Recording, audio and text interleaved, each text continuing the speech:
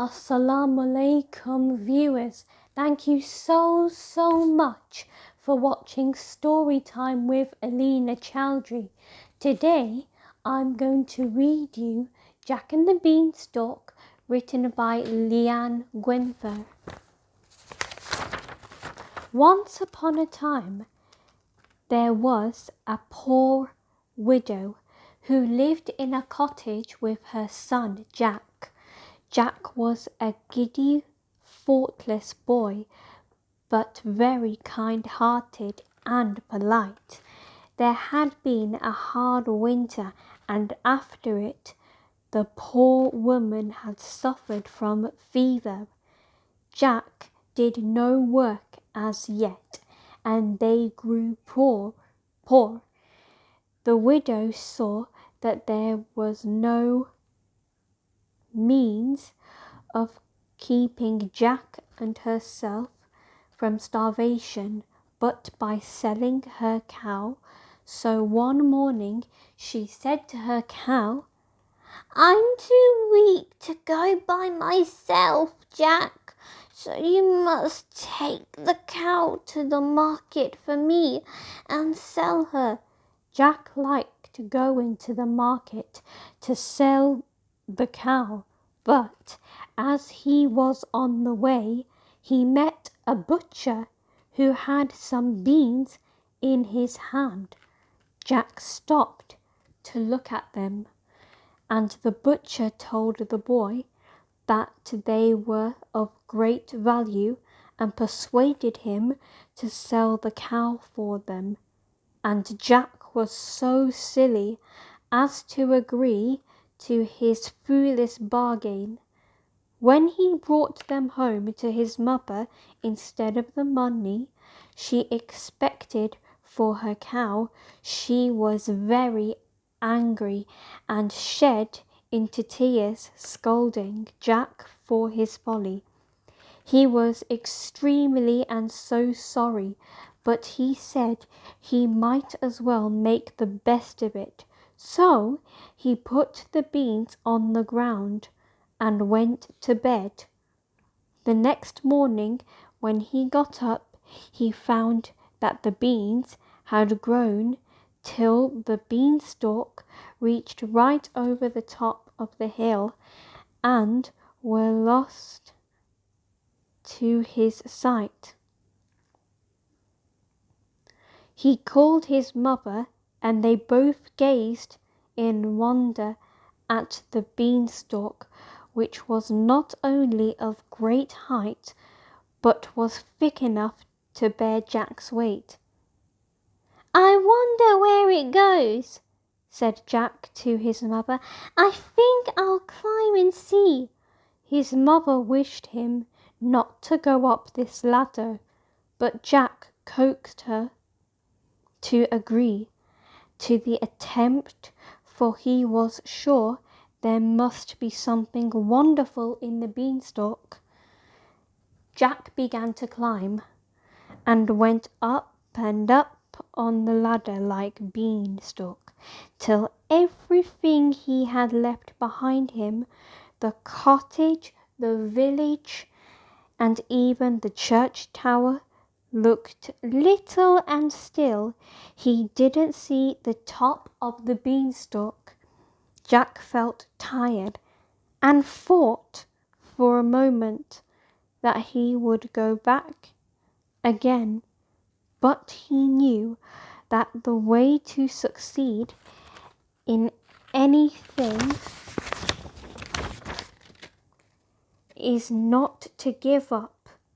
So after resting for a moment, he went on and reached the top of the beanstalk and found himself in a country, and not far from the palace where he had got off the beanstalk stood a castle. Jack wondered that he had never heard or seen of this castle before, but when he reflected on the subject, he saw that it was as much separated from the village by the rock on which it stood as if it were in another land. While Jack was standing looking at the castle, a giant woman came out of the wood and advanced towards him. Jack took his hat to the lady, and she said, "Boy, that castle belongs to you. A giant killed your father and took it from your mother and tried to win it back from the monster." As she ceased speaking, she disappeared, and Jack knew she was a fairy. He was surprised. However, he walked up to the door and knocked on. The giantess came out. She didn't wait till he spoke, but pulled him in. Just at that moment, she heard the giant's step approaching. So she put Jack into a press and told him to hide there. He cried, "Fee, fi, fo, fum! I smell the bread of an Englishman." "Oh," said his wife, "there's nobody here. You smell a crow that is flying over the chimney." Then the giant sat down to dinner, and when he had eaten a whole sheep, he said, "Bring me my hen." The giantess brought him a hen and put it on the table. "Lay," said the giant to the hen, and she laid a golden egg. Jack could see through a hole. Jack found that the giant was asleep. He stole out of the press, caught up the hen, ran out of the room, opened the door, and went down the beanstalk. His mother was glad to see him again, and much surprised at seeing the hen. His mum took him to the next town, sold them, and grew rich. Jack made another journey up the beanstalk to the giant's castle, but he first dyed his hair and disguised himself. The woman didn't know him again and dragged him in, as she had done before, to eat him. The giant said, "Fee, fi, fo, fum! I smell the bread of an Englishman." "Oh," said his wife, "it's only the cowherd. We can't spare him for your dinner."